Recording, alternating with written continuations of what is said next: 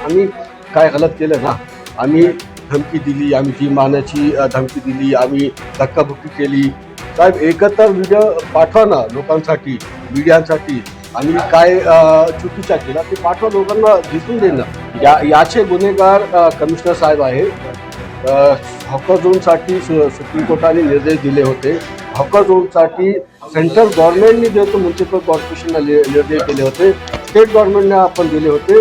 ते निर्देश ते तुम्ही अंमलबजावणी करत नाही. अतिक्रमण काढताना मध्ये हस्तक्षेप केला म्हणून MIMच्या काही नगरसेवकांवर महानगरपालिकेतर्फे कारवाई करण्यात येणार आहे आणि ही कारवाई महानगरपालिकेचे आयुक्त आणि महापौर यांनी ही कारवाई करावी असे आदेश सुद्धा दिलेले. आपल्यासोबत विरोधी पक्षनेते आहेत. कसं पाहता तुमच्या नगरसेवकांवर आणि तुमच्यावर सुद्धा कारवाई होणार आहे? ज्यावेळी आम्ही शाळांमध्ये गेले होते त्यावेळी तिकडे काहीही अतिक्रमणची न होते हे सांगत आहे. ज्याने तुम्हाला हे सांगितले की आम्ही अतिक्रमणची कारवाईची बारीक केली, अतिक्रमणची कारवाईला कधीही कुठेही कसेही बाधित न केलं होतं. आम्ही हे सत्य आहे की आम्ही शाळांमध्ये गेलो होतो. आम्ही हातगाड्यां विक्रेत्यासाठी आम्ही आवाज उचलली होतो.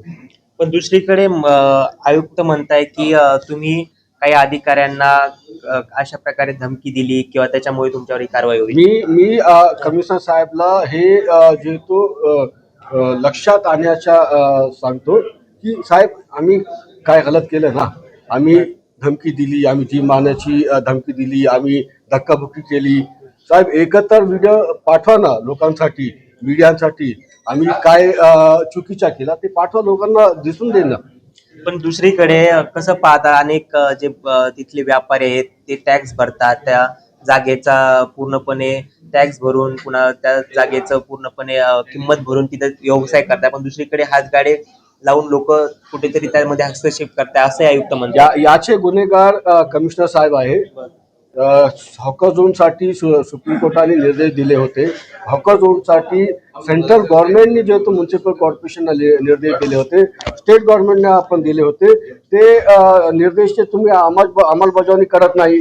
तुम्ही अंमलबजावणी केला होता तर हे हातगाड्यांना रोडावर याची गरज नसती. ते त्यांच्या हॉकर झोनमध्ये बसून विक्री केलं होतं ना. बरं, या कारवाईला आता कसं सामोरे जाणार आहेत तुम्ही? जे जसा येतील तसा डील करतील.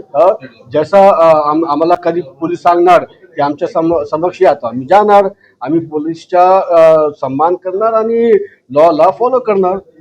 नक्कीच हे होते महानगरपालिकेचे विरोधी पक्षनेते समीर बिल्डर आणि त्यांचं सुद्धा म्हणणं आहे की आमच्यावर जी कारवाई होणार आहे त्या संबंधित आम्ही आमच्याकडून ती लढू आणि जे काही ठोस पुरावे आहेत ते त्यांच्यासमोर सादर करू. राम बुधवंत, नवराष्ट्र, छत्रपती संभाजीनगर.